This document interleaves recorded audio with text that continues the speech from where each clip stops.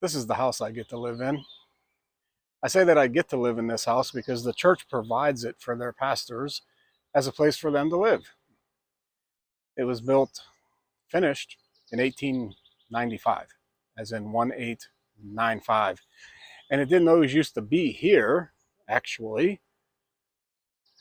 It used to be where that building's at. That building is the current church that I am serving, and the house that I'm living in used to be the church. It's pretty interesting. Whole history here going on. And that little door right there, that's where my shop's at. It's a one-car garage. If you get a car in there, you won't be able to get out of the car once it's in there. But I'll take you in. I'll show you what I'm working with. Okay, you are just outside of the garage door of my shop. What you see is what you get. The width we'll get into for here, and I'll show you exactly. I want to say it was 12 feet wide. I don't have an overall from front to back, but if I had to guess, I would say it is about 20 feet deep. Right off the bat, you see that I'm not your normal animal. Not everything in here is woodworking. So over here, we have what I'll say is my big air compressor. That's what I use if I'm doing auto repair. You see my creeper behind it, jack stands. That table is on wheels. That table has moved with me from place to place to place. That table houses miscellaneous junk and everything I don't know what to do with, and my planer. So let's go inside. We'll take a little bit closer look. And please know that I did not prepare for this video. I did not clean anything up. You are going to see my shop as it is when I am working in it. Because why should I try to dress it up and make it something that's not? Let's get inside and I'll take a look. So we're going to start in the corner. This is my garage door. This is where we were just at. We talked about this table. Weed whacker batteries, chainsaw batteries, things of that nature. This is a catch-all table. Right now it has the center caps for the wheels of my truck that I weren't going to put on until I knew for sure that it was going to pass inspection. I should put those back on. But let's talk about this guy right here. This is my 12 and a half inch. I don't remember. It's a 12 and a half inch planer. I'll give you two guesses where I bought this at, and the first guess does not count. This is Harbor Freight. This is made by Bauer, which is, I'm going to say, their mid-level line. I don't want to get real deep into tool explanations and things of that nature. This isn't a tool video. It's a shop tour. But I have been pleasantly pleased with this. This is very similar in construction to the latest Craftsman version, if you will. My complaint with this was it has very thin metal in-feed and out-feed tables, and it was actually creating a problem. So I took them out. I took a piece of 3/4 inch melamine and I made a one-piece bed that goes all the way through, and it has saved me a lot of heartache. So this works pretty well. On the back side of my air compressor, this here, let me move some junk around. This is a welder, which you can't really see, also from Harbor Freight. When doing all of the repairs on the frame of my truck, my little flux core welder wasn't going to do the job. That is a titanium, I think it's called, from Harbor Freight. It was not cheap, but it's much cheaper than a Miller or a Lincoln welder, and it does a beautiful job. If you have any questions about anything that you see during this video, just put it in the comment. I will, share any information I can about any of the stuff that you see. Okay, backing you up a little bit. This is my outfeed / assembly table / junk collector. If I had to do this over again, I would have built it a little bit differently. I would have incorporated some kind of a drawer or space because there's always a certain amount of what I call core tools that are always on the bench, things that I know I'm going to use on every single project, and I don't have a place to put them away, because as soon as I put them away, I'm going to pull them right back out. We built, and when I say we, this is my wife and I, built this table. I believe it's 3 feet by 5 feet. Yes, my wife helps me. Okay, it's 3.5 feet. This is the worst tape measure I have, by 5 feet. So this is 3 foot by 5 feet. There are days when I absolutely love the size of this table, and there are days when I absolutely hate the size of this table. But I have moved some things around so that I can at least get around 3/4 of it. As an outfeed table, it does okay, although I do not have it set to match the height of my table saw, which is not really the most intelligent thing, because if you're doing an 8-foot board, by the time you get to 7 foot, that thing's going to want to drop as it takes up that extra 1.5 inch difference. But other than that, for the most part, this does everything I want it to do. So I'm going to shift you around a little bit here, and we're going to talk about what's behind the welder and kind of go up that wall, and then we'll come over to this wall and we'll go up that wall, and then I guess we'll tackle where you're standing at, sitting, eating potato chips, watching whatever you're watching. All right. Okay, so that white sheet on the left is covering up my welder, which you have already seen. What you're looking at right now, and you can't tell because, you know, it's a mess, that is a lathe. And behind the lathe, with that stack of tiles on it, is a Craftsman 6-inch joiner on a stand. I don't know if you can hear this fly that's flying around here, but he's loud. These two tools were, I'm going to say, semi-gifted to me. A woman from the church who no longer could live in her house. I was visiting her one day, and she told me that her husband was a woodworker and that she needed to empty out the house because she was getting ready to sell it. I went and looked at the stuff, and I told her the things I was interested in, and she said, if you make a donation to this organization, you can just take them. Jumping up, that is my janky wood storage. Now, I told you once I got a really good deal on red oak, rough cut red oak. And so I bought the smallest lot that they had, which was 480 board feet, which I paid $48 for. So you do the math. Yes, folks, if I've done it correctly, that's 10 cents a board foot. I was happy to have it. The problem was I had no place to put it. So I originally thought that I would start off with that and just stack it all up. Well, I quickly figured out that that was not going to hold 480 board feet of oak. So I built a second tier, which was up there.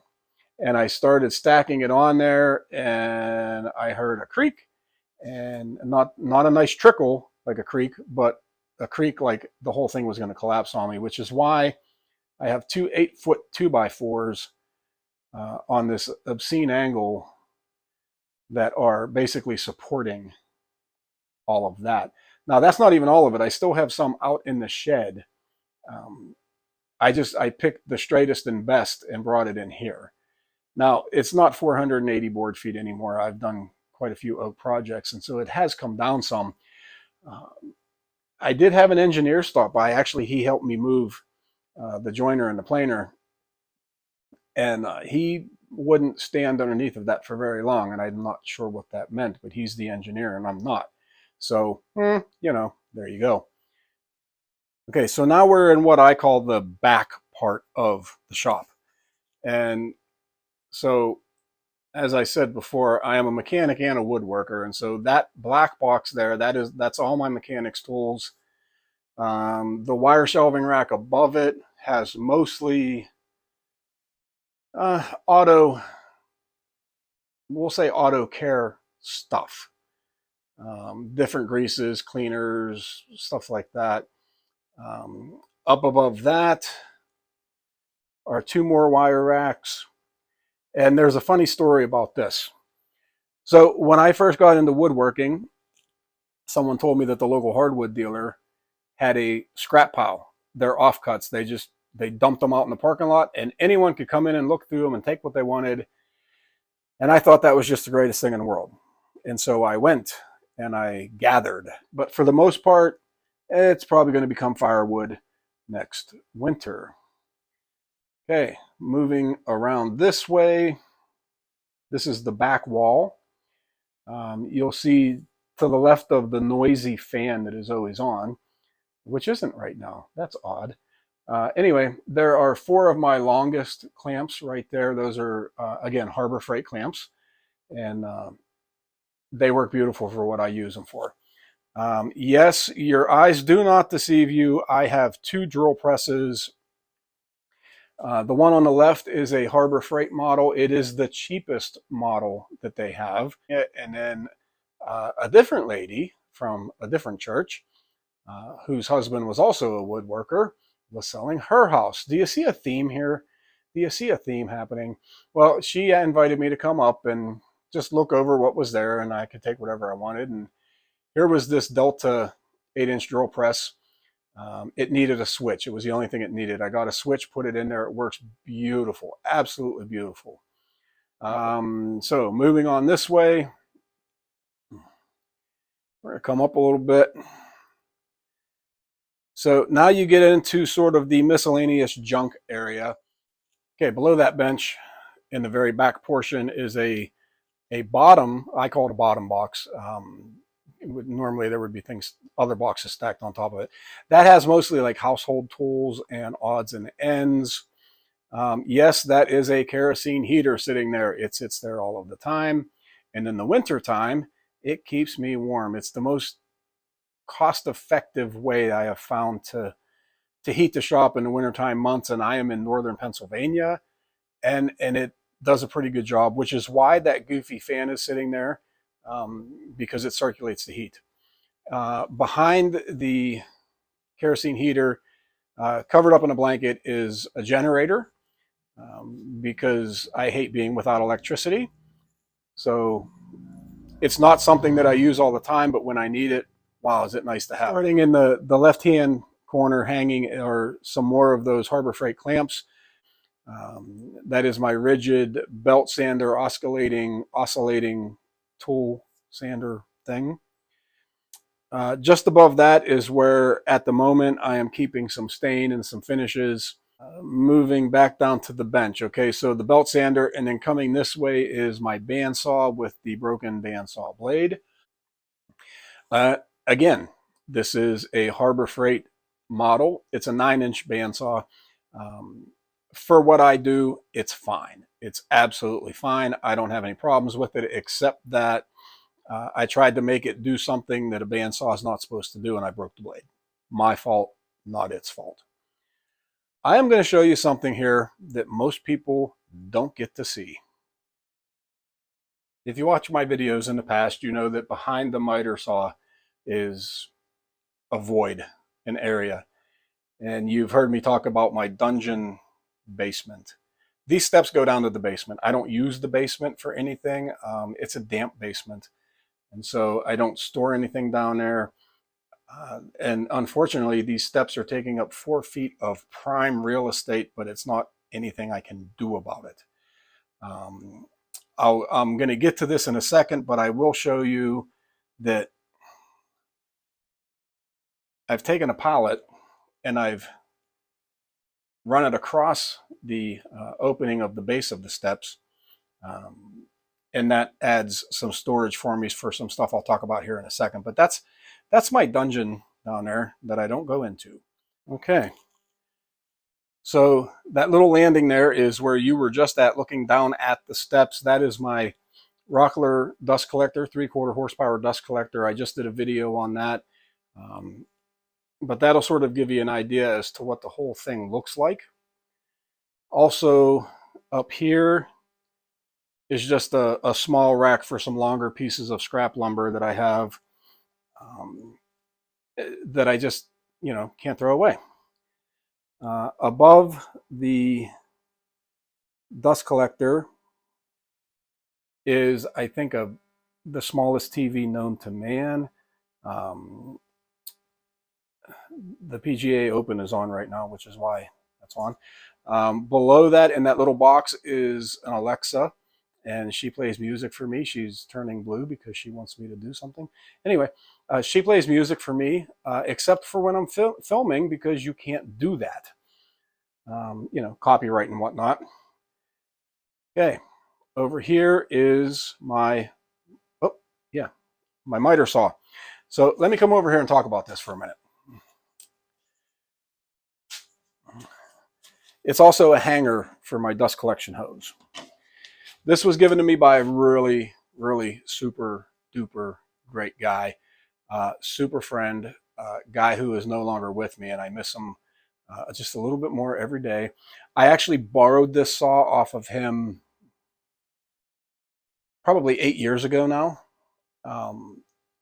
And every time I tried to give it back to him, he said, well, just hang on to it. I'll get it later. And I finally said, hey, look, I'm moving in 2 months. You need to come get this saw. And he said, no, you know what? You can just have it. Just take it. He was a contractor. He had 5 or 6 different saws. He wasn't worried about this. What he doesn't know is that it kind of led me into where I'm at now. Is it a great saw? Absolutely not. Not at all. It's a contractor saw. And for a contractor, it's amazing.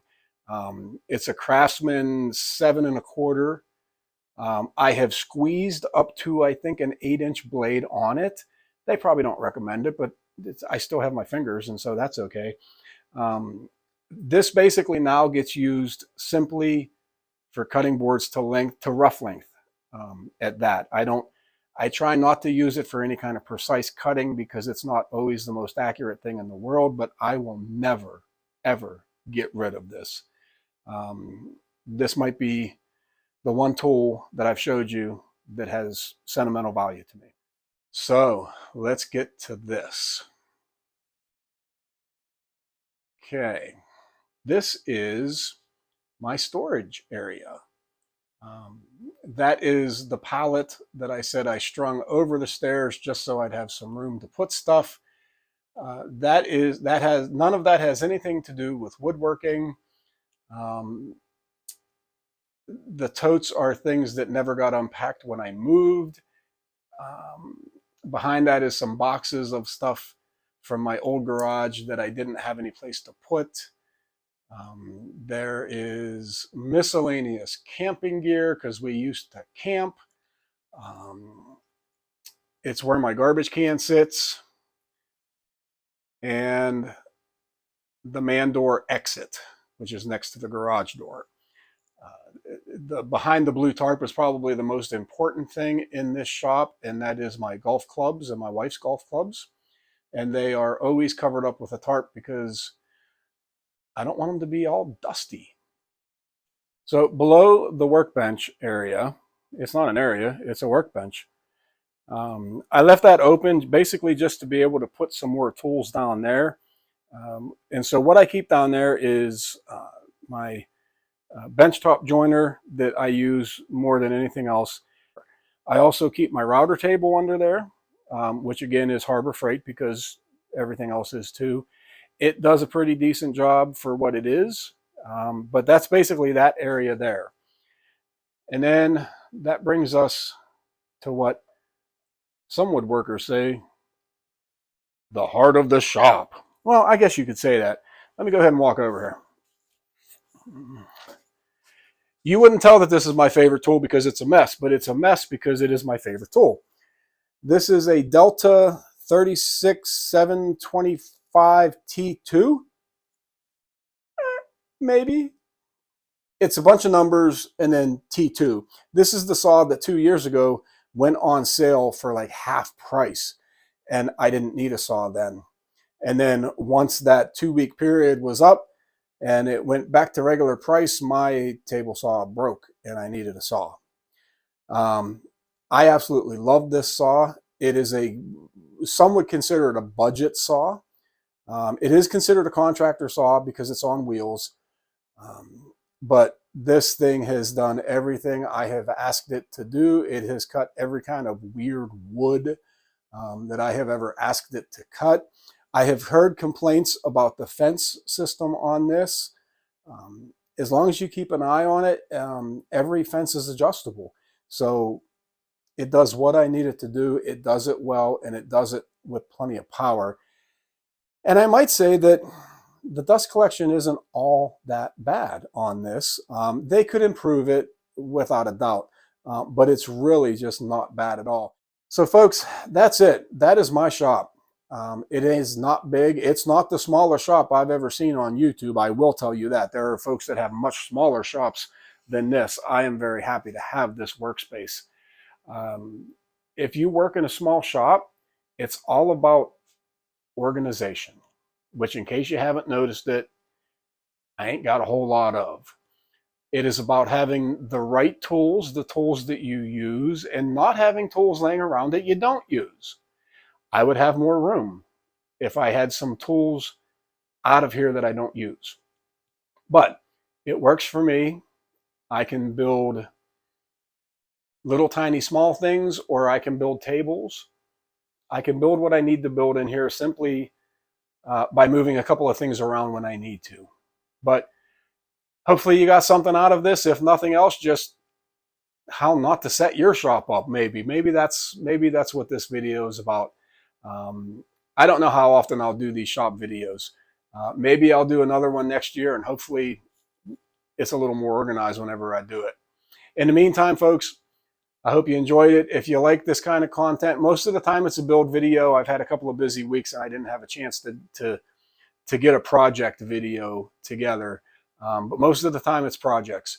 And so if that's the kind of thing you like, go ahead and hit the subscribe button. I put a video up one way or the other every week, although that schedule is getting rather exhausting. But that's what I try to pull off. So if that's the kind of thing you like, hit the subscribe button. There's a bell that you need to ding and a thumb that, whatever, all that stuff. I don't really care, to be honest with you. I'll just see you on the next one. Till then, have a great day.